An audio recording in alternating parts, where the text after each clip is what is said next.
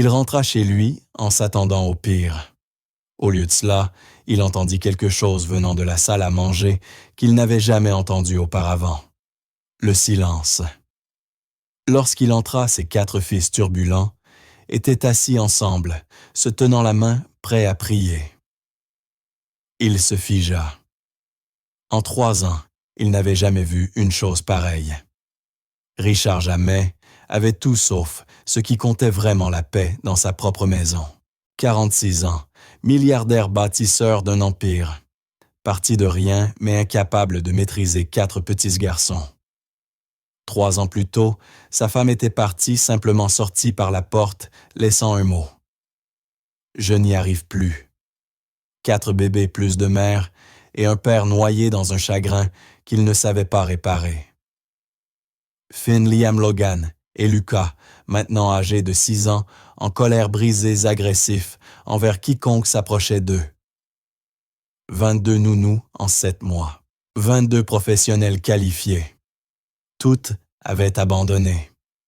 Les garçons tendaient des pièges, cachaient des objets, hurlaient, pendant des heures, cassaient tout ce qu'ils pouvaient attraper. Ce n'étaient pas de mauvais enfants, c'étaient des enfants blessés. Et les enfants blessés blessent les autres. La maison était un champ de bataille. Pas de joie, pas de rire, seulement la douleur logée dans chaque recoin. Puis un jour, une femme se présenta. Suzanne Taillard, 39 ans, employée de maison sans formation, spécialisée sans expérience avec les enfants, seulement une Bible et une voix douce, affirmant que Dieu lui avait dit de venir. Richard ne voulait pas l'embaucher, mais quelque chose l'avait poussé à dire oui. 3 jours, lui dit-il. Elle sourit. 3 jours. Les garçons la testèrent durement, mais elle ne céda pas, ne fuit pas, resta simplement. Et au 3e jour, quelque chose se produisit, un événement qui changea tout. Richard rentra plus tôt que prévu. La maison était calme, trop calme. Puis il entendit des voix douces provenant de la salle à manger. Il se dirigea vers le son, le cœur battant, et ce qu'il vit lorsqu'il franchit la porte. Il s'en souviendrait toute sa vie. Mais avant de vous montrer ce qui s'est passé dans cette pièce, abonnez-vous, aimez cette vidéo et dites-moi depuis quel endroit du monde vous regardez. Cette histoire vous rappellera que parfois, lorsque nous avons perdu tout espoir, c'est exactement là que Dieu intervient. Maintenant, laissez-moi vous emmener dans cette salle à manger. La matinée avait commencé, comme toutes les matinées dans la maison des Jamais, par quelque chose qui se brisait. Richard avait entendu le fracas depuis l'étage. Du verre, probablement quelque chose de cher. Il ne sortait même plus du lit pour vérifier. À quoi bon? 6h45 et la guerre avait déjà commencé. Il resta allongé, fixant le plafond, écoutant les voix de ses fils monter. Finn donnant des ordres, le cri furieux de Liam, les pas précipités de Logan Lucas qui commençait à gémir, ce qui annonçait que les hurlements ne tarderaient pas. Autrefois, c'était l'heure où Catherine lui préparait du café. Elle fredonnait en le versant, lui apportait une tasse au lit, embrassait son front, disait quelque chose qui le faisait sourire. C'était une autre vie. Richard finit par se lever, s'habiller, descendre. La cuisine ressemblait à une pièce après une tempête, du muesli partout, du lait renversé sur le comptoir, 4 bols abandonnés là où ils étaient tombés. La nounou, comment s'appelait-elle? Sarah Susan. Peu importait, elle était déjà partie. Sa lettre de démission reposait sur la table à côté des clés de voiture qu'elle avait laissées. « Je suis désolé, monsieur Jamais. J'ai essayé. Vraiment. Mais je ne peux plus continuer. Ils ont besoin de plus d'aide que je ne peux en donner. Veuillez ne plus me contacter. 22. Cela faisait 22. Richard plia la lettre et la rangea dans le tiroir avec les autres. Un tiroir rempli d'échecs. Un tiroir rempli de gens qui avaient regardé ses filles et décidé qu'il n'en valait pas la peine. Il n'arrivait même plus à se mettre en colère. Juste fatigué. Tellement infiniment fatigué. Les garçons étaient dans le salon. Finn était assis sur le canapé, comme un petit roi, les bras croisés, observant Richard avec ses yeux calculateurs. Liam arpentait la pièce, débordant d'une énergie nerveuse, cherchant quelque chose à détruire. Logan avait déjà disparu quelque part sous l'escalier, ou peut-être dans ce petit recoin derrière la chaudière. Et Lucas était assis dans un coin, se balançant légèrement cette expression sur le visage qui signifiait qu'il allait exploser.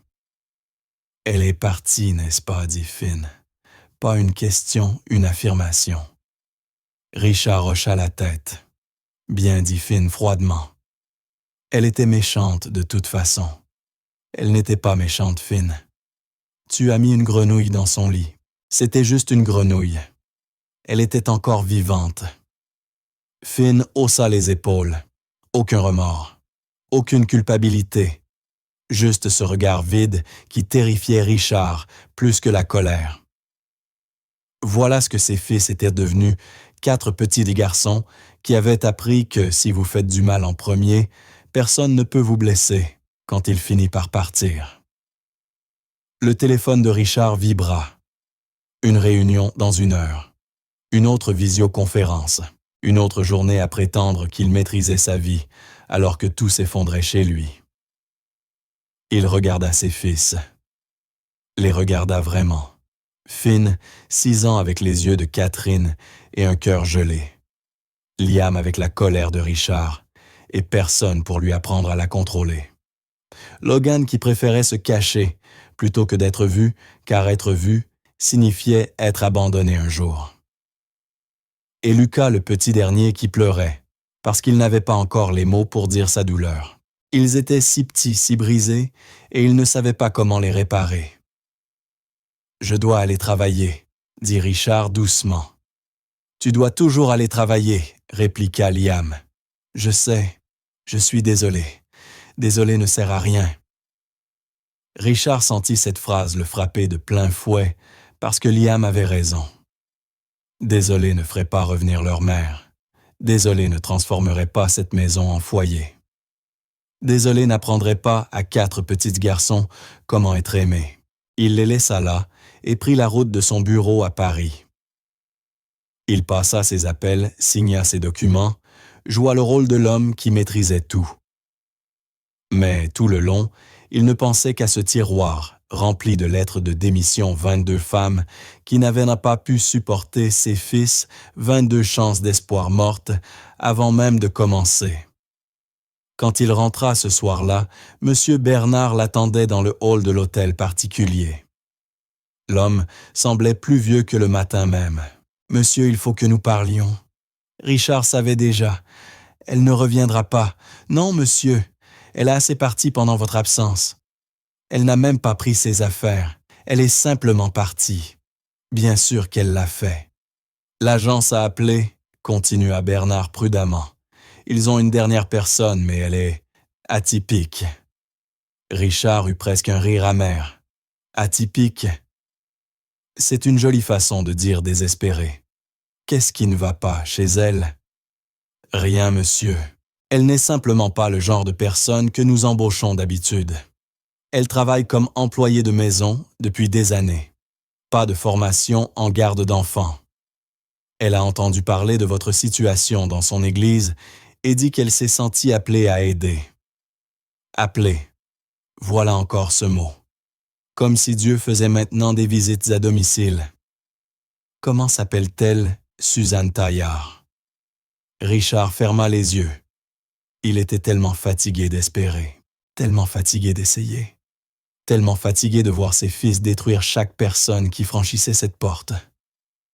Mais avait-il vraiment le choix? Envoyez-la. Monsieur, êtes-vous sûr? Elle n'est vraiment pas. Envoyez-la, Bernard.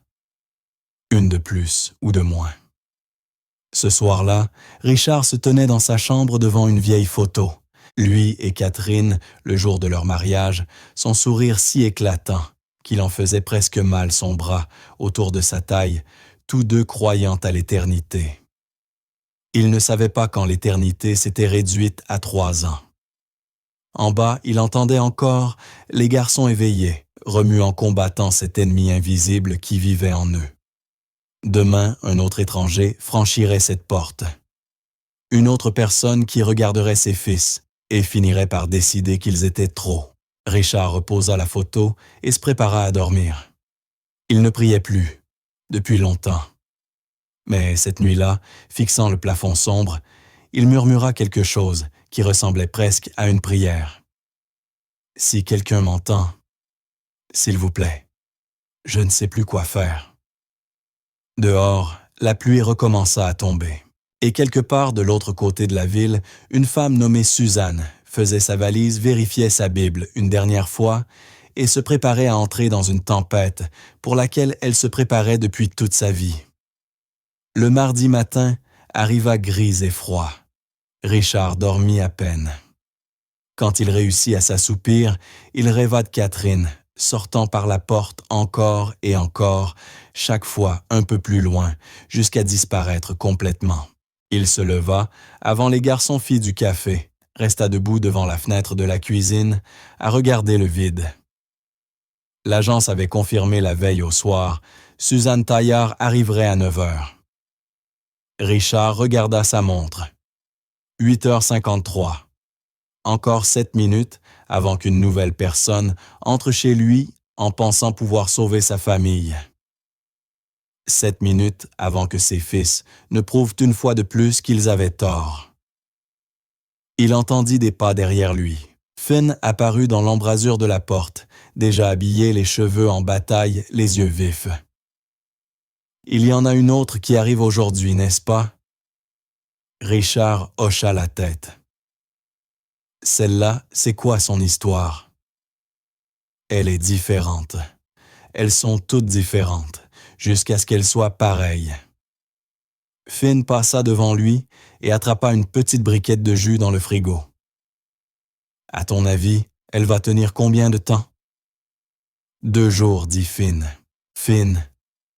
Je suis juste honnête, papa. Personne ne reste. Et avant que Richard ne puisse répondre, Finn s'éloigna. La sonnette retentit exactement à 9 heures. Richard ouvrit la porte, s'attendant à quoi il ne le savait même plus. Peut-être à quelqu'un de suffisamment désespéré pour accepter le poste. Peut-être à quelqu'un de trop naïf pour comprendre ce qui l'attendait. Mais la femme qui se tenait devant lui n'était rien de ce qu'il imaginait. Elle était grande noire, la trentaine, avancée vêtue simplement d'un chemisier blanc et d'un pantalon sombre soigneusement repassé, mais usé par les années.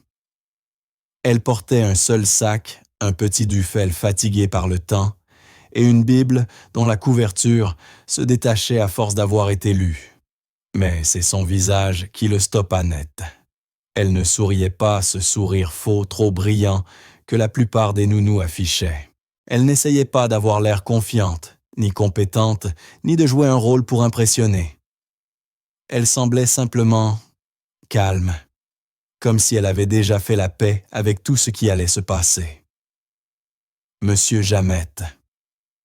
Sa voix était douce, mais ferme. « Oui, vous devez être Suzanne Taillard. Merci de me recevoir. » Richard s'écarta pour la laisser entrer, mais elle ne bougea pas encore. Elle resta là sur le seuil, levant les yeux vers la maison. Son regard glissa sur les fenêtres, la porte, les marches en pierre, comme si elle absorbait tout, comme si elle voyait vraiment cet endroit. Puis elle ferma les yeux. Richard la regarda perplexe, tandis que ses lèvres bougeaient. Aucun son juste, un murmure silencieux. Sa main se posa sur son cœur. Elle était en train de prier là sur le pas de sa porte devant lui, dans l'air froid du matin. Richard ne savait pas quoi faire, ni où regarder. Personne n'avait jamais fait cela avant. Après un long moment, Suzanne ouvrit les yeux et le fixa. Le fixa vraiment. Pas sa maison, pas son argent, pas sa réputation. Lui. « Je suis prête maintenant, » dit-elle doucement. Elle entra. Richard la conduisit jusqu'à son bureau, lui proposa une chaise et commença son discours habituel, ses fils, les attentes, les difficultés. Mais Suzanne parla avant lui. « Monsieur Jamet avant que vous ne me parliez du poste. Puis-je vous poser une question? Il s'interrompit. Bien sûr. Qu'est-il arrivé à leur mère? La question frappa comme un coup de poing. La plupart des gens contournèrent le sujet, faisaient des suppositions polies, évitaient complètement d'en parler. Elle est partie, dit Richard d'une voix plate. Il y a 3 ans. Les garçons étaient restés bébés. Elle est juste partie. Suzanne hocha lentement la tête. Pas de jugement dans ses yeux. Pas de pitié non plus. Juste de la compréhension. Et vous portez cela seul depuis tout ce temps. Ce n'était pas une question. Richard sentit quelque chose se fissurer dans sa poitrine. J'ai tout essayé. Thérapeute spécialiste nounou avec tous les diplômes possibles. Rien ne fonctionne. Mes fils sont... Il s'arrêta, détestant les mots qu'il devait prononcer. Mes fils sont incontrôlables. 22 personnes ont démissionné en 7 mois. Je ne sais plus quoi faire. Puis-je être honnête avec vous? Demanda Suzanne doucement. S'il vous plaît. Je ne pense pas que vos fils soient incontrôlables. Je pense qu'ils se noient. Et ceux qui se noient se débattent violemment contre quiconque essaie de les sauver parce qu'ils ne font pas confiance à la main qui se tend vers eux. Richard la fixa. Il y a une différence entre réparer et guérir Monsieur Jamais. Réparer, c'est rendre les choses plus commodes pour nous. Guérir, c'est les rendre entières pour eux. Et devenir entier, ça prend du temps. Je propose 3 jours, dit Richard, pour voir si vous pouvez les gérer. Suzanne sourit, mais son sourire contenait une pointe de tristesse.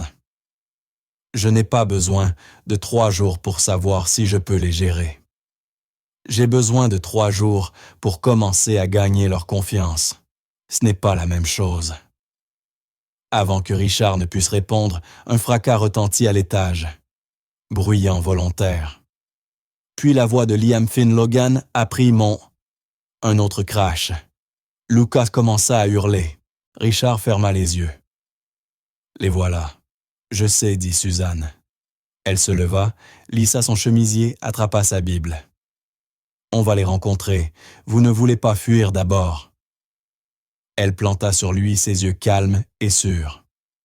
Monsieur Jamette, je ne suis pas venu ici pour fuir. Je suis venu pour rester. Et quelque chose dans sa voix fit que Richard la crut réellement. Ils marchèrent ensemble vers le bruit, vers le chaos, vers 4 garçons qui avaient passé 3 ans à apprendre que tout le monde finit par partir. Suzanne avançait comme si elle se dirigeait vers quelque chose de sacré, plutôt que quelque chose de brisé. Et Richard, pour la première fois depuis longtemps, ressentit quelque chose qu'il avait presque oublié l'espoir. La salle de jeu ressemblait à l'explosion d'une bombe. Jouets éparpillés partout, livres déchirés, rideaux arrachés, lampes renversées, traces de crayon sur les murs formant des mots que Richard ne voulait pas lire. Et au centre, 4 garçons l'attendaient. Finn devant bras croisés, menton levé. Le général. Liam à ses côtés, les poings déjà serrés. Le soldat. Logan à moitié caché derrière une chaise renversée. L'ombre. Et Lucas au fond, prenant cette grande inspiration annonciatrice. L'alarme. Ils avaient en fait cela 22 fois. Se mettre en formation. Montrer à la nouvelle personne exactement ce qui l'attendait. Les regarder essayer de cacher leur choc. Les regarder échouer. Richard commença. Les garçons, voici. Mais Suzanne passa devant lui. Elle entra dans la pièce, lentement, sans peur, sans colère, seulement présente. Elle observa la destruction, les livres déchirés, les mots griffonnés sur les murs, les 4 petits visages qui la fixaient, défiant quiconque de les juger. Puis elle sourit. Pas un sourire faux, pas nerveux. Un vrai sourire chaud, comme si elle entrait dans quelque chose de beau, plutôt que quelque chose de brisé. Les yeux de Finn se plissèrent. « Pourquoi tu souris ?»« À vous 4, répondit simplement Suzanne. « On n'est pas mignons, cracha Liam. On est horrible, tout le monde le dit. Suzanne inclina légèrement la tête. Alors tout le monde ne regarde pas de très près. Le souffle de Lucas se bloqua, celui qu'il retenait pour hurler. Mais Suzanne fit alors quelque chose qui le coupa net. Elle s'agenouilla, là par terre, au milieu du désordre. Elle s'agenouilla, se mettant à leur niveau yeux, dans les yeux égaux à eux. Elle regarda Finn en premier. Le regarda vraiment, comme si elle voyait au-delà des bras croisés et du visage dur, le petit garçon terrifié qui se cachait dessous. Puis Liam au-delà de la colère. Puis Logan au-delà de la fuite. Puis Lucas au-delà du cri qu'il retenait. « Vous n'êtes pas trop, dit-elle doucement. Vous n'êtes pas trop brisé et vous n'êtes pas impossible à aimer. » Les mots restèrent suspendus dans l'air. Les bras de Finn se relâchèrent juste un peu. « Tu ne nous connais pas. »« Pas encore, admit Suzanne. Mais j'aimerais apprendre. » Lucas ouvrit la bouche. Le cri arrivait. Richard le savait. 6 heures de hurlements, voilà ce qui arrivait chaque fois que quelqu'un disait quelque chose que les garçons ne voulaient pas entendre. Mais avant que le son ne sorte, Suzanne se mit à fredonner. Un air bas doux, une vieille chanson du genre que chantent les grands-mères du genre, qui ressemble à de la sécurité. Elle se releva lentement, fredonnant toujours, et commença à ramasser les jouets un par un. Pas de précipitation, pas d'urgence. Juste un mouvement régulier et ce murmure tranquille sans peur. La bouche de Lucas resta ouverte, mais aucun cri n'en sortit. Les garçons la fixèrent. Personne n'avait jamais fredonné avant. Suzanne ramassa un ours en peluche, le posa délicatement sur l'étagère, prit quelques blocs et les empila soigneusement. « Je pense que cette pièce est en désordre, » dit-elle doucement, fredonnant entre chaque phrase, parce que vos cœurs sont en désordre. Et c'est normal. Les cœurs en désordre ont juste besoin de temps et d'amour pour redevenir propres.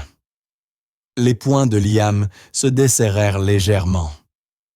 Logan fit un pas hors de sa cachette. Finn resta immobile, la regardant avec quelque chose de dangereux dans les yeux. Quelque chose qui ressemblait à de l'espoir essayant de survivre. Suzanne continua à ramasser des jouets, continua à fredonner comme si elle avait tout le temps du monde, comme si elle n'avait pas peur d'eux, comme si elle ne prévoyait pas de partir. Après un long moment, Lucas s'approcha d'elle, tendit une petite main et toucha l'ourlet de son chemisier, testant, vérifiant si elle était réelle. Suzanne baissa les yeux vers lui et sourit. « Bonjour, mon cœur. » Lucas ne répondit pas. Il s'agrippa simplement à son chemisier comme à une ancre. Depuis l'embrasure de la porte, Richard observait quelque chose qu'il n'avait jamais vu auparavant. Ses fils écoutaient. Suzanne se tourna vers les 4. « On recommence à 0 demain, » dit-elle doucement. « Ce soir, vous dormirez dans des chambres propres. Je vous aiderai à ranger si vous voulez. »« Tu vas nous aider ?» murmura Logan si doucement que Richard faillit ne pas l'entendre. « Bien sûr, dit Suzanne. C'est ce que fait une famille. »« Tu n'es pas la famille, dit Finn. » Mais sa voix avait perdu son tranchant. « Pas encore, répondit Suzanne. Mais peut-être que nous le deviendrons. » Et alors quelque chose d'impossible se produisit. Les garçons commencèrent à ramasser les jouets. Pas parce qu'on le leur avait ordonné pas par peur d'une punition, mais parce que quelqu'un leur avait proposé son aide au lieu de leur ordonner de tout faire seul. Richard s'appuya contre le chambranle, la gorge serrée. 22 personnes avaient essayé de contrôler ses fils. Cette femme était la première à essayer de les comprendre. Ce soir-là, après que les garçons furent couchés, Richard trouva Suzanne dans la petite chambre qu'ils avaient préparée pour elle. Elle était agenouillée près du lit Bible, ouverte lèvres remuant, dans une prière silencieuse. Il commença à reculer, mais elle leva les yeux. « Ce sont de bons garçons, monsieur Jamais, » dit-elle doucement. « Ils ont juste peur. » « Peur de quoi ? D'aimer quelqu'un qui va partir. » Les mots le frappèrent en plein cœur. C'est ce dont j'ai peur, moi aussi, murmura Richard. Suzanne hocha la tête. Je sais, mais la peur ne guérit rien.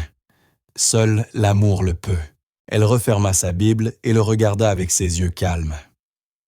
Reposez-vous, monsieur Jamais. Demain est un nouveau jour. Richard alla se coucher avec quelque chose d'inconnu remuant dans sa poitrine. Quelque chose qui ressemblait dangereusement à la paix. Le premier jour commença avant le lever du soleil. Richard se réveilla au son de quelque chose qu'il n'avait pas entendu depuis des années, quelqu'un bougeant dans la cuisine. Discret, attentif, sans chercher à réveiller qui que ce soit. Il descendit et trouva Suzanne devant la cuisinière, toujours dans ses vêtements simples de la veille, les cheveux tirés en arrière, fredonnant ce même air doux. Elle préparait le petit déjeuner. Pas les repas sophistiqués que le chef faisait autrefois. Juste des tartines grillées, un peu de confiture, du beurre, du café chaud, des choses simples qui sentèrent la maison. « Vous êtes levé tôt, dit Richard. » Suzanne se tourna et sourit. « Vieille habitude. Ma grand-mère disait toujours, « Le matin, c'est le moment où tu donnes le ton à toute la journée. » Richard la regarda travailler. Des gestes sûrs, sans mouvement inutile. Elle n'essayait d'impressionner personne, elle préparait simplement la nourriture avec soin. Un à un, les garçons arrivèrent. Finn d'abord méfiant, observant depuis la porte, puis Liam attiré par l'odeur. Logan passa la tête dans l'encadrement. Luca arriva en dernier, se frottant les yeux. Suzanne ne dit rien de spectaculaire. Elle continua de fredonner, de cuisiner, de poser 4 petites assiettes sur la table, comme si c'était la chose la plus naturelle du monde. « Vous voulez vous asseoir avec moi ?» demanda-t-elle. « Ce n'est pas un ordre, c'est une invitation. » Les garçons se regardèrent. C'était un test aussi, un test différent. Finn s'assit le premier. Les autres suivirent. Suzanne posa une assiette devant chacun. Pas quelque chose de sophistiqué, pas quelque chose de parfait, juste quelque chose de chaud et préparé avec attention. Ils mangèrent en silence, pendant un moment, l'observant, attendant qu'elle change, qu'elle se fâche, qu'elle révèle qui elle était vraiment. Mais elle mangeait simplement sa tartine et souriait quand Lucas laissa tomber sa fourchette. « Pourquoi tu es gentille ?» demanda finalement Finn. « De toute façon, tu vas partir. » Suzanne posa sa tasse de café et le regarda droit dans les yeux. « Je suis gentille parce que c'est qui je suis. Et je ne pars pas aujourd'hui. Et demain, je serai là demain aussi. » « Tu ne peux pas promettre ça, dit Finn. »« Personne ne peut. »« Tu as raison, répondit Suzanne calmement. Je ne peux pas promettre pour toujours. Je peux seulement promettre aujourd'hui. Et je n'ai encore jamais rompu une promesse. » Liam fixa son assiette. Notre mère avait promis aussi. Les mots restèrent de suspendus lourds et douloureux. Suzanne tendit la main à travers la table sans le toucher, juste pour se rapprocher. « Je ne suis pas votre maman, Liam. Je suis juste quelqu'un qui est venu. Et je choisis de rester un jour à la fois. » Quelque chose changea dans la pièce, petit mais réel. Le reste de la journée, Richard observa de loin. Il observa Suzanne redresser un cadre de famille qui avait été de travers. Il l'observa détourner Liam quand il allait lancer quelque chose. « Tu peux m'aider à porter ça plus tôt. » Il l'observa s'asseoir devant la cachette de Logan et attendre patiemment jusqu'à ce qu'il sorte de lui-même. Il l'observa laisser Lucas pleurer, sans essayer de le faire taire, puis lui donner un verre d'eau quand il eut fini. Elle ne les contrôlait pas. Elle les rejoignait là où ils étaient. Ce soir-là, Richard s'assit dans son bureau, à revoir les images des caméras de sécurité, les rembobinant, regardant sa patience, image par image. Qui était cette femme? Le deuxième jour commença différemment. Richard partit tôt pour des réunions. Quand il revint l'après-midi, M. Bernard l'attendait à la porte avec une expression étrange. Monsieur, les garçons, ils ont fait quelque chose. Le cœur de Richard se serra. Qu'est-ce qu'ils ont fait? Ils l'ont testé. Ils ont mis des pièges partout dans la maison. De l'eau, des jouets sur les marches, tout. Ils y sont allés à fond. Bernard secoua lentement la tête, presque en souriant. Vous devriez aller voir vous-même. Richard trouva Suzanne dans le couloir trempée jusqu'aux os, sa chemise dégoulinante, ses cheveux collés à son visage. Le cœur de Richard se brisa. Elle allait partir. Bien sûr qu'elle allait partir, mais elle éclata de rire. Un rire clair, chauvrait. « Eh bien, dit-elle en essorant sa manche, on dirait qu'il pleut à l'intérieur aujourd'hui. » Les garçons restèrent figés au bout du couloir, incapables de comprendre. Ils avaient vidé un seau entier sur sa tête, et elle riait. Suzanne avança ses pieds, se posant sur les petites voitures qu'ils avaient éparpillées. Mais au lieu de glisser, elle marchait prudemment, presque gracieusement, comme si elle dansait. Elle ramassa l'araignée en plastique qu'ils avaient suspendue et la tint délicatement dans sa paume. « Vous savez, dit-elle doucement, même les choses qui nous font peur sont souvent justes, effrayées elles aussi. » Elle posa l'araignée sur une étagère, juste à côté d'une photo de famille. Les garçons restèrent immobiles. Personne n'avait jamais réagi comme ça. Ce soir-là, après le dîner, Richard entendit de petits pas devant la porte de Suzanne. Il observa depuis les escaliers les 4 garçons qui se tenaient là, tenant le seau vide, l'arme qu'ils avaient utilisée contre elle. Il le rapportait. Finn frappa doucement. Suzanne ouvrit la porte, Lévi la vit le seau. « Merci de m'avoir fait confiance avec votre test, » dit-elle doucement. « Est-ce que je l'ai réussi? » Finn regarda ses frères, puis elle. « Tu es toujours là. Je vous l'avais dit que je resterais. » Lucas avança et prit sa main. « Ne dis rien. » La serra juste. Et Suzanne, cette femme qu'ils avaient trempée, testée, poussée, sourit et lui rendit la pression. Cette nuit-là, Richard alla se coucher avec une question brûlant dans son esprit. Combien de temps pourrait-elle continuer ainsi? Combien de temps avant que ses fils ne la brisent comme ils avaient brisé toutes les autres? Mais quelque part, plus profondément sous la peur. Une autre question murmura. Et si elle ne se brisait pas? Le 3e jour. Richard avait une présentation importante au centre de Paris. Clients influents, millions en jeu. Mais il n'arrivait pas à se concentrer. Assis à l'arrière de la voiture, il vérifiait son téléphone. Aucun appel de la maison, aucune urgence. Ce qui aurait dû être une bonne nouvelle, l'angoissait encore plus. 3 jours. Elle avait tenu 3 jours déjà plus que la plupart. Mais le vrai test venait toujours lorsque les garçons pensaient avoir gagné. C'est là qu'il frappait le plus fort. Il termina la matinée, serra des mains, signa les contrats, sourit comme un homme qui donnait l'impression d'avoir sa vie en ordre. Mais, à midi, il n'en pouvait plus. « Je dois rentrer », dit-il à son chauffeur. Tout le trajet, ses mains tremblaient. Quand il arriva dans l'allée, la maison semblait calme, trop calme. Le cœur de Richard battit fort lorsqu'il ouvrit la porte d'entrée. Silence. Pas le silence de la destruction, pas le silence de la peur, juste le silence. Puis il entendit quelque chose, des voix douces venant de la salle à manger. Il avança lentement dans le couloir, chaque pas prudent, comme s'il redoutait ce qu'il allait découvrir.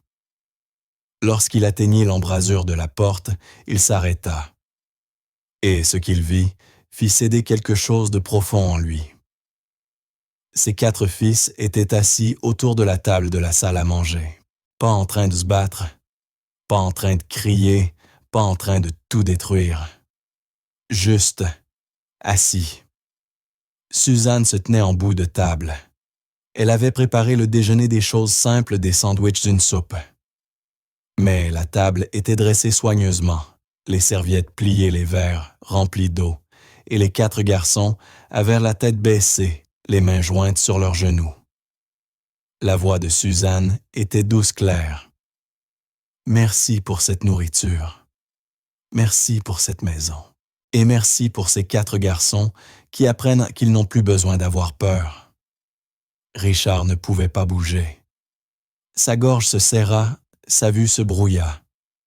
En 3 ans, il n'avait jamais vu cela, ses fils assis calmement la tête inclinée l'air, paisibles, comme une famille. Les larmes commencèrent à couler incontrôlables.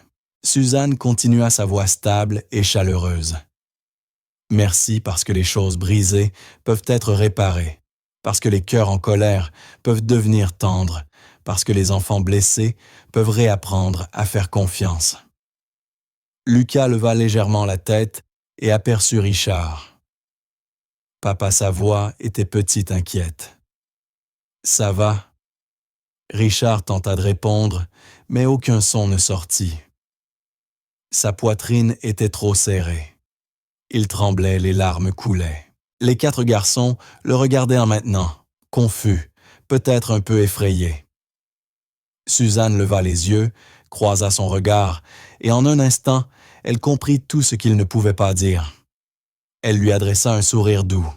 « Monsieur James, vous voudriez vous joindre à nous? » Richard acquiesça, réussit à avancer comme dans un rêve, et s'assit ses fils d'un côté, cette femme qu'il connaissait depuis 3 jours de l'autre. Et pour la première fois depuis le départ de Catherine, ils partagèrent un repas en paix. Personne ne parla. Ils mangeaient simplement. Mais le silence n'était plus vide. Il était plein. Plein de quelque chose que Richard n'arrivait pas à nommer, mais qu'il sentait profondément partout dans sa poitrine. Quand Lucas attrapa son verre et le renversa par accident, Richard s'attendit au chaos, Liam criant, Finn accusant quelqu'un l'explosion habituelle. Mais Suzanne se leva simplement, prit une serviette et essuya. « Ce n'est rien, mon cœur. Les accidents arrivent. » Et Lucas sourit. Vraiment sourit. Richard vit le visage de son fils s'illuminer et quelque chose en lui se brisa complètement. Ce n'était pas une question de règles, ni de discipline, ni de techniques éducatives. C'était de l'amour, le vrai. Celui qui ne part pas quand tout devient compliqué. Celui qui reste quand rester est difficile. Celui qui regarde 4 garçons brisés et dit « Vous en valez la peine ». Après le déjeuner, les garçons allèrent bas jouer calmement. Pas de dispute, pas de cris. Richard resta assis. Suzanne commença à débarrasser. « Je ne comprends pas, » dit-il enfin la voix rauque. « Comment avez-vous fait ?» Suzanne s'arrêta, le regarda avec ses yeux doux. « Je n'ai rien fait, monsieur James. Je les ai juste aimés. C'est tout ce qu'ils ont toujours demandé. » Richard enfouit sa tête dans ses mains. Elle avait raison. Pendant 3 ans, il avait tout essayé, sauf ça. 6 semaines passèrent. 6 semaines durant lesquelles Suzanne se levait tôt, préparait le petit déjeuner, fredonnait les chansons de sa grand-mère. 6 semaines de petites victoires. Finn riant devant la télévision, Liam demandant de l'aide au lieu de casser les choses. Logan sortant moins souvent de ses cachettes. Lucas passant 2 jours entiers sans hurler. Richard commença à y croire, à espérer que peut-être, juste peut-être, ils avaient franchi un cap. Puis arriva le mois de mai, et avec lui, la fête des mères. Partout des affiches, des vitrines, remplies de cartes et de fleurs, des publicités montrant des familles heureuses des enfants préparant le petit déjeuner au lit. Richard vit immédiatement le changement. Finn devint silencieux, parla moins, observa tout avec des yeux durs. Liam recommença à casser des choses, petites choses, une tasse, un jouet pour tester. Logan disparut davantage, passant des heures dans des endroits où personne ne pouvait le trouver. Les cris de Lucas revinrent, moins longs mais aigus douloureux. Richard tenta d'en parler à Suzanne. « Il régresse, dit-il frustré. Tout ce qu'on a construit est en train de s'écrouler. Suzanne, en train de plier le linge, s'arrêta. Elle le regarda avec une patience infinie. « Ils ne régressent pas, monsieur James. Ils se souviennent, ce n'est pas pareil. Se souvenir de quoi? Ils ne se souviennent même pas d'elle. Ils étaient ce bébé quand elle est partie. Ils se souviennent de ce que ça fait, quand quelqu'un manque. C'est un autre type de mémoire. Une mémoire du corps, pas de l'esprit. » Richard ne comprenait pas, mais il lui faisait confiance. Le matin de la fête des mères arriva. Richard se réveilla dans le silence. Le mauvais type de silence, celui qui annonce un désastre. Il se leva, avança dans le couloir vers la chambre de Suzanne. La porte était ouverte. À l'intérieur, le chaos. Ses vêtements partout, jetés, déchirés. Son sac renversé, vidé. Et sa Bible, sa précieuse Bible usée, qu'elle lisait chaque matin, arracher ses pages, déchirées et éparpillées sur le sol comme de la neige. Les 4 garçons se tenaient, au milieu du chaos, haletant, les yeux fous. Finn avait des larmes sur le visage. Les pointes de Liam saignaient d'avoir frappé le mur. Logan tremblait. Lucas hurlait, mais ce cri-là était différent. C'était le chagrin pur. « Tu vas partir !» criait Finn à Suzanne. « Comme elle. Tout le monde part. »« On est méchants !» hurla Liam. « C'est pour ça qu'elle est partie. C'est pour ça que tout le monde part. » Richard fit un pas en avant pour les arrêter, pour protéger Suzanne, pour punir ses fils. Mais Suzanne leva la main, l'arrêta sans un mot. Puis elle fit quelque chose qui coupa le souffle à Richard. Elle s'assit par terre, là au milieu de la destruction des pages, arrachée des vêtements éparpillés, des choses brisées. Elle ne cria pas, ne pleura pas, ne s'enfuit pas. Elle s'assit. Et puis elle se mit à pleurer avec eux. Pas des larmes de colère, des larmes de tristesse, celles qui viennent de très loin, du plus profond. « Vous avez raison, dit-elle doucement. Vous avez raison d'être en colère. Vous avez raison de ne pas faire confiance. » Les garçons se figèrent. « Le départ de votre maman n'avait rien à voir avec vous, » dit Suzanne, la voix brisée. « Parfois les adultes se cassent. Et quand ils cassent, ce sont les enfants qui perdent le prix. Mais ce n'était pas votre faute. » Les jambes de Finn cédèrent. Il tomba au sol. Alors pourquoi elle est partie? Sa voix était minuscule, fracassée.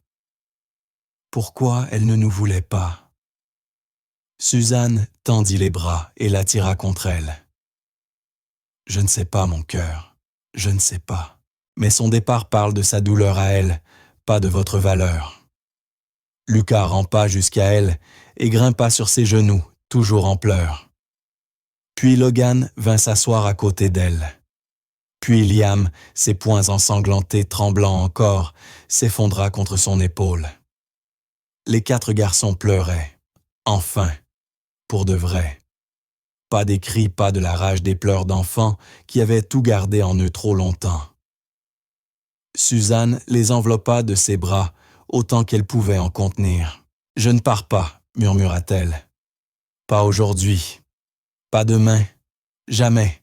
Vous m'entendez? Jamais. » Richard resta debout, dans l'embrasure de la porte. Il voulait les réparer. Il voulait effacer leur douleur. Mais il ne pouvait pas. Elle, oui. Parce qu'elle ne cherchait pas à les réparer, elle acceptait de s'asseoir dans leur douleur jusqu'à ce qu'ils puissent se relever. Ils restèrent ainsi longtemps. Suzanne et 4 garçons, assis au milieu des pages déchirées et des choses éparpillées. Enfin, Finn parla. « On a détruit ta Bible. »« Je sais. Tu es fâché, non, mon chéri. Je suis triste, mais pas contre vous. »« On ne peut pas la réparer, » murmura Logan. Suzanne sourit à travers ses larmes. « Peut-être qu'on n'est pas censé la réparer. Peut-être qu'on doit juste ramasser les morceaux, ensemble, et voir ce qu'on peut construire avec ce qu'il reste. » Cet après-midi-là, les garçons aidèrent à tout ranger soigneusement en silence. Ils ramassèrent chaque page déchirée, chaque vêtement éparpillé. Quand ils eurent fini, Finn regarda Suzanne. « On est désolé, je le sais. Et vous êtes pardonnés. Juste comme ça, juste comme ça. » Ce soir-là, les garçons ne voulurent pas faire de cartes pour la fête des mères. Ils dirent que ça faisait trop mal. Alors Suzanne sortit du papier et des feutres. Alors, faisons autre chose. Faisons une affiche sur nous. Sur qui nous sommes maintenant. Sur ce qui nous rend forts. Et ils le firent. Chaque garçon écrivit quelque chose, dessina quelque chose, ajouta quelque chose. Quand ils eurent fini, Suzanne écrivit en bas. « Je suis reconnaissante d'avoir trouvé le chemin vers 4 garçons extraordinaires qui m'ont appris que l'amour n'est pas une question de sang, mais de choix. » Ils l'accrochèrent sur le réfrigérateur. Et pour la première fois, la fête des mères ne ressemblait plus à une blessure. Elle ressemblait à une porte qui s'ouvrait. L'été arriva doucement. Les jours devinrent plus longs, plus chauds. La maison changea moins comme un champ de bataille, plus comme un endroit où l'on vit. Suzanne fut officiellement engagée. Pas comme nounou, comme famille, même si personne ne l'avait encore dit. Les garçons changeaient lentement, comme la guérison imperceptible, au jour le jour évidente, quand on regarde en arrière. Finn souriait plus toujours prudent, toujours le chef, mais plus doux. La colère de Liam revenait moins souvent. Quand elle revenait, il cherchait Suzanne et elle s'asseyait avec lui jusqu'à ce que ça passe. Logan passait plus de temps en dehors de ses cachettes, parlait davantage une petite voix, mais une vraie voix. Lucas n'avait pas crié depuis 3 semaines. Richard observait tout cela depuis l'ombre reconnaissant émerveillé, mais aussi seul, parce qu'il voyait un lien se former entre Suzanne et ses fils, un lien auquel il ne savait pas comment appartenir. Une nuit tard, après que les garçons furent endormis, Richard se retrouva assis dans la cuisine immobile, regardant dans le vide. Suzanne entra pour prendre un verre d'eau le vit. « Vous n'arrivez pas à dormir ?» demanda-t-elle doucement. « Je n'y arrive plus jamais. » Elle servit 2 verres, s'assit en face de lui. La maison était silencieuse autour d'eux. « Ils vont mieux, dit Richard. Grâce à vous. Ils vont mieux parce qu'ils sont prêts à guérir. Moi, je suis juste là. » « C'est plus que ça, » répondit Suzanne doucement. Elle resta silencieuse un moment, puis parla d'une voix basse. « Je peux vous poser une question, Monsieur James Richard, s'il vous plaît. Juste Richard. » Elle sourit légèrement. « Pourquoi restez-vous si loin? » La question le frappa comme un coup. « Qu'est-ce que vous voulez dire avec vos fils? Vous les regardez. Vous pourvoyez à tout. Mais vous restez à distance, comme si vous aviez peur d'être trop proche. » La gorge de Richard se serra. « Je ne sais pas comment les atteindre comme vous le faites. Vous n'avez pas besoin de les atteindre comme moi. Vous devez juste les atteindre. » Il baissa les yeux vers ses mains. « Chaque fois que j'essaie, je vois Catherine partir. Je vois combien j'ai échoué. Comment je n'ai pas pu garder leur mère ici. Comment je n'ai pas su leur donner une famille entière. Et je me dis, peut-être qu'ils sont mieux sans moi qui essaie. Ça, c'est la peur qui parle, pas la vérité. » Les yeux de Richard le brûlaient. « Comment vous faites? Comment vous les aimez aussi complètement alors que vous savez ce que c'est? » Perdre Suzanne devint très immobile. Un long silence s'étira entre eux. Enfin, elle parla un souffle à peine. « Il y a 15 ans, j'avais une fille. » Richard releva brusquement la tête. « Comment s'appelait-elle? » « Joie, dit-elle, les yeux brillants. Elle avait 7 ans, la lumière de tout mon monde. Puis elle tomba malade, leucémie. Ils se battirent 2 ans. Suzanne passa chaque nuit à son chevet, pria tout ce qu'elle savait prier, supplia Dieu de la sauver. Une larme coula sur sa joue. Elle est morte un mardi matin en tenant ma main. Et quand elle est partie, je n'avais plus envie de vivre. La poitrine de Richard se serra violemment. J'ai perdu mon travail, mon appartement. J'ai essayé 3 fois de... Elle ne termina pas la phrase. Ma sœur m'a trouvé la dernière fois. Elle m'a aidé. Elle m'a emmené dans une petite église où une vieille femme m'a dit que parfois, Dieu nous garde en vie. Pas pour ce qu'on a perdu, mais pour ce qu'on doit encore donner. Elle essuya ses larmes. J'ai commencé à faire des ménages, à survivre juste assez pour avancer un jour après l'autre. Puis un dimanche à l'église, quelqu'un a parlé d'une famille, d'un homme avec 4 garçons. Tout le monde disait qu'ils étaient impossibles, cassés sans retour. Elle regarda Richard, et quelque chose en moi s'est réveillé. Parce que je savais ce que ça fait d'être appelé impossible, de regarder des gens penser que vous êtes trop abîmés pour être sauvés. Et je me suis dit, peut-être que Dieu n'a pas sauvé ma joie pour que je me sauve moi-même. Peut-être qu'il m'a gardé en vie pour que je puisse aider à sauver les vôtres. Richard ne pouvait plus parler, ne pouvait plus respirer. Je ne suis pas venu ici, malgré mon chagrin, dit Suzanne doucement.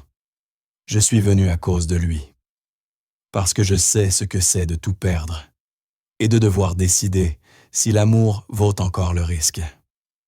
Les larmes de Richard tombèrent librement. Est-ce que ça devient plus facile? La douleur. Non, répondit Suzanne honnêtement. On devient juste plus fort pour la porter. Et parfois, si on a de la chance, on trouve des gens pour qui ça vaut la peine de la porter. Ils restèrent là dans la cuisine silencieuse, 2 êtres brisés qui avaient perdu tant de choses, mais qui se reconnaissaient enfin. « Merci », murmura Richard. « D'être venu, d'être resté, de les avoir aimés, quand moi, je ne savais plus comment. » « Vous savez très bien comment, répondit doucement Suzanne. Vous avez juste peur. Mais la peur et l'amour ne peuvent pas vivre dans la même maison éternellement. Un jour, il faut choisir. » À l'étage, Finn était réveillé. Il avait entendu chaque mot. Et pour la première fois, il comprit. Ils n'étaient pas baisés, ils n'étaient pas brisés. Ils apprenaient simplement à guérir, ensemble. 6 mois passèrent, la moitié d'une année, depuis que Suzanne avait franchi cette porte. La maison avait changé. Dès qu'on y entrait, on pouvait le sentir. Le rire dans les coins, la paix dans les moments calmes. L'espoir suspendu dans l'air comme la lumière du matin. Les garçons avaient changé aussi. Finn menait toujours, mais avec gentillesse, pas stratégie. Il lisait désormais des histoires à Lucas le soir. La colère de Liam s'était transformée en passion.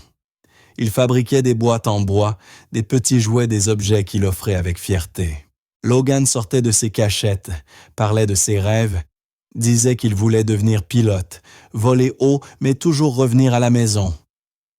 Et Lucas, le petit Lucas, n'avait pas crié depuis des mois. Il chantait maintenant, fredonnait les chansons de la grand-mère de Suzanne pendant qu'il jouait. Richard observait tout cela, et quelque chose grandissait dans sa poitrine, quelque chose d'effrayant et magnifique à la fois. Il tombait amoureux d'elle, de la femme qui avait sauvé ses fils, qui avait marché dans leur chagrin et y était restée, qui les avait choisis alors qu'elle n'y était obligée en rien. Mais il ne savait pas quoi faire de ce sentiment. Un soir tard, après que les garçons furent de coucher, Richard s'assit avec M. Bernard dans le bureau.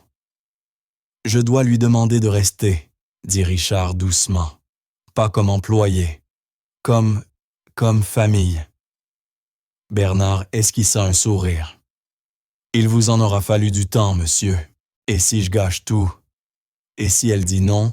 Et si les garçons... » « Les garçons l'ont choisi il y a des mois, » l'interrompit Bernard avec douceur.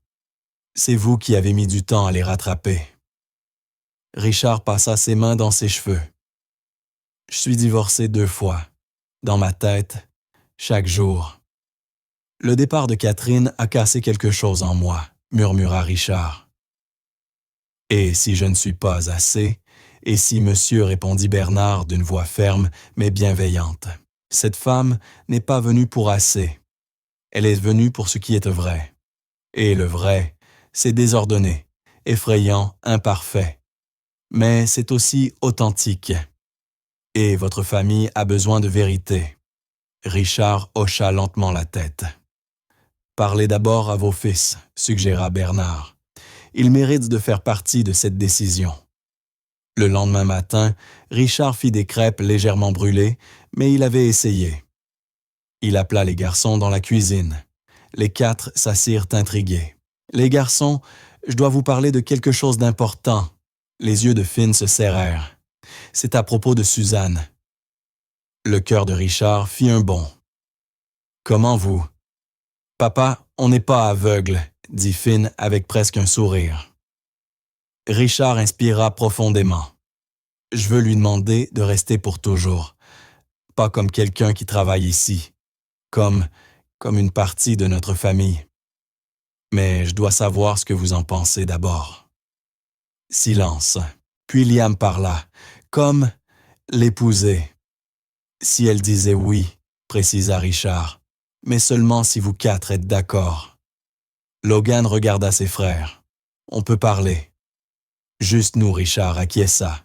Il les observa se regrouper dans un coin, chuchotant, planifiant, comme de petits conspirateurs.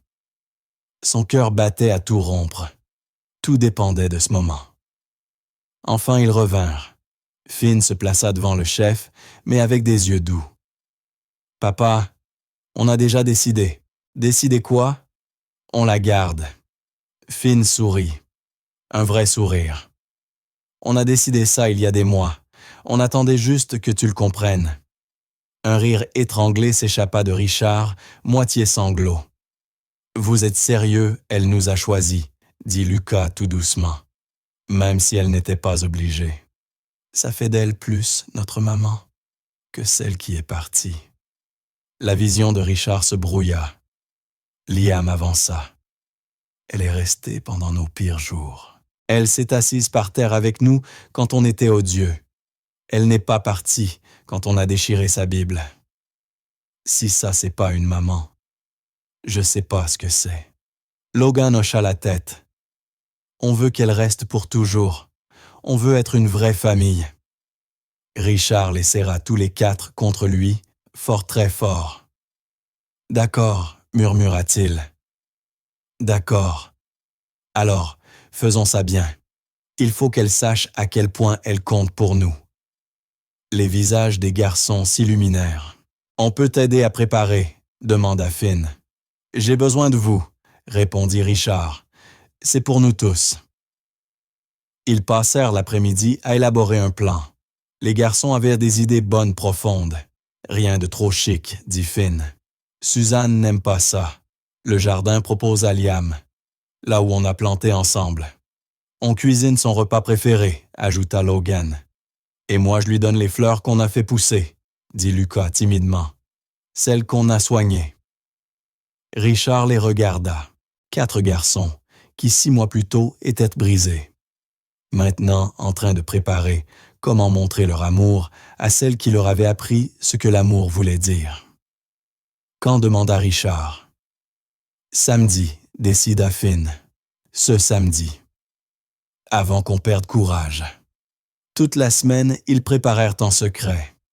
Les garçons étaient tellement excités qu'ils avaient du mal à tenir en place. Suzanne remarqua quelque chose, mais n'insista pas, se contenta de sourire. Le vendredi soir, Richard se tenait dans sa chambre tenant une petite boîte. À l'intérieur, une simple bague en or. Rien d'extravagant, juste sincère.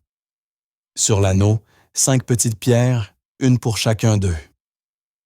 Il ouvrit la boîte, la contempla et murmura une prière. La première vraie prière depuis des années. S'il te plaît, que ce soit le bon choix. Qu'elle dise oui, qu'on devienne la famille qu'on est censé être. En bas, les garçons étaient tout aussi nerveux. Et si elle dit non, s'inquiéta Lucas. Elle dira pas non, répondit Finn confiant. Il essayait surtout de se convaincre. Elle nous aime. Elle nous montre ça tous les jours. Et si papa gâche? Tout, demanda Liam. Ils éclatèrent de rire nerveux. Alors, on rattrapera, dit Logan simplement. C'est ce que font les familles. Samedi matin arriva. Les garçons étaient surexcités. Richard lui terrorisait. Suzanne descendit et ils se comportèrent tous trop normalement. Elle comprit aussitôt qu'il se tramait quelque chose. Le soir venu, alors que le soleil se couchait, les garçons l'entourèrent. « On a fait le dîner », annoncèrent-ils. « Tu dois venir dans le jardin. » Les yeux de Suzanne se remplirent de larmes, avant même qu'elle ne voie quoi que ce soit. Elle savait. Elle était sur le point de devenir ce qu'elle avait été depuis le premier jour à la maison. Le jardin brillait sous les guirlandes lumineuses que les garçons avaient accrochées eux-mêmes. La table était dressée avec ses choses préférées, un repas simple qu'ils avaient appris à préparer. Le potager qu'ils avaient planté des mois plus tôt était en fleurs éclatant de couleurs et de vie. La main de Suzanne se porta à sa poitrine. « Qu'est-ce que... tout ça ?» Le dîner, dit Lucas, débordant d'excitation. « Pour toi. » Elle s'assit. Les larmes montaient déjà. Les garçons la servirent chacun, apportant un plat qu'il avait préparé, chacun la regardant comme si son avis était la chose la plus importante au monde. Après le repas, Lucas se leva, alla dans le jardin et revint avec les fleurs qu'ils avaient secrètement cultivées depuis des semaines. « On les a fait pousser, » dit-il tout bas. « Pour toi. » Suzanne les prit les mains tremblantes. « Elles sont magnifiques, tout comme toi, » murmura Lucas. Alors Richard se leva. Ses fils se levèrent avec lui, tous les 5 en ligne. Suzanne les regarda, et elle comprit. Elle savait déjà. « Suzanne !» La voix de Richard se brisa immédiatement. Il inspira, se reprit. « Il y a 6 mois, tu es entré dans nos vies alors que nous étions en train de nous noyer. » Finn avança d'un pas. « Tu nous as appris qu'on n'était pas cassés. » Liam suivit. « Tu nous as appris que la colère c'est normal, mais que l'amour est plus fort. » Logan. « Tu nous as appris que les gens peuvent rester. » Le cas d'une voix petite mais sûre. « Tu nous as appris ce que l'amour veut vraiment dire. » Les yeux de Richard étaient emplis de larmes. « Tu m'as appris que les secondes chances, ce n'est pas quelque chose qu'on trouve. C'est quelque chose qu'on construit. Un jour après l'autre. Un choix après l'autre. » Il s'agenouilla. Ses fils s'agenouillèrent avec lui. Tous les 5 à genoux, levant les yeux vers elle. « Suzanne Taylor !» La voix de Richard trembla. « Voudrais-tu construire une vie avec nous? Pas comme quelqu'un qui aide, mais comme famille, comme celle qui nous rend entiers. » Il ouvrit la boîte. La bague simple scintilla sous la lumière 5 pierres, une pour chacun d'eux. Suzanne porta la main à sa bouche, les larmes coulant sans retenue. « Je suis venue ici pour survivre, » murmura-t-elle. « Je n'étais plus vraiment vivante. Et vous 5, vous m'avez appris à revivre. » « C'est un oui, » demanda Lucas plein d'espoir. Suzanne rit en pleurant, hocha la tête. « Oui, 1000 fois oui. » Les garçons sautèrent sur elle, l'entourèrent. Richard glissa la bague à son doigt avec des mains tremblantes.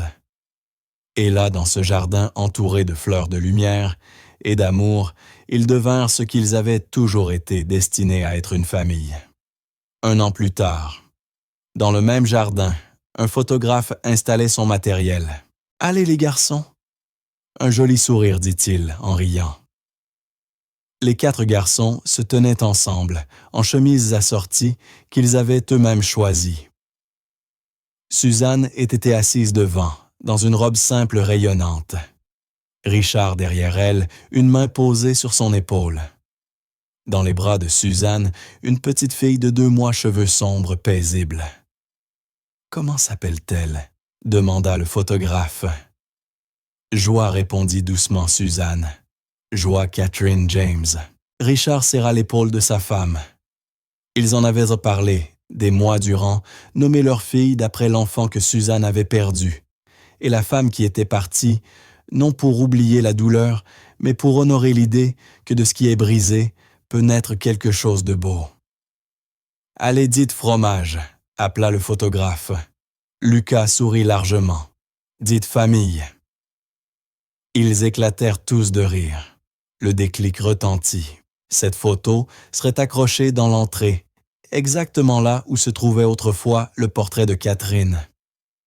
Une nouvelle histoire, écrite sur l'ancienne.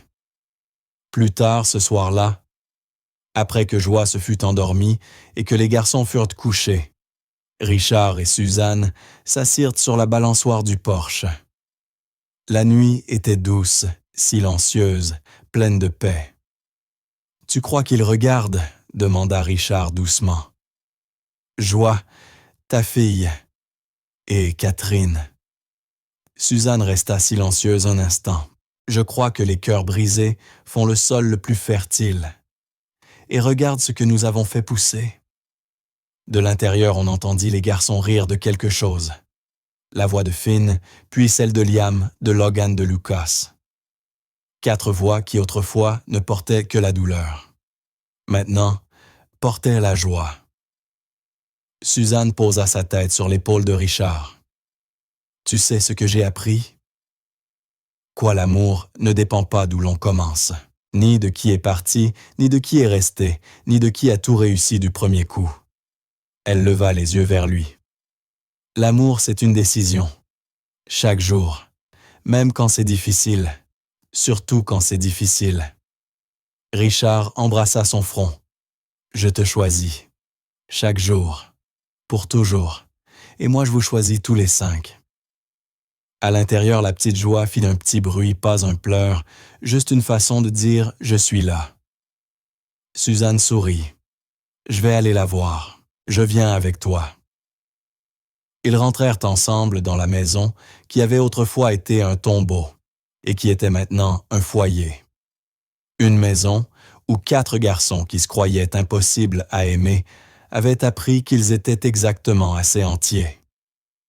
Où un homme qui avait tout perdu avait découvert que parfois, ce dont on a le plus besoin se cache derrière ce qu'on croit ne pas pouvoir supporter.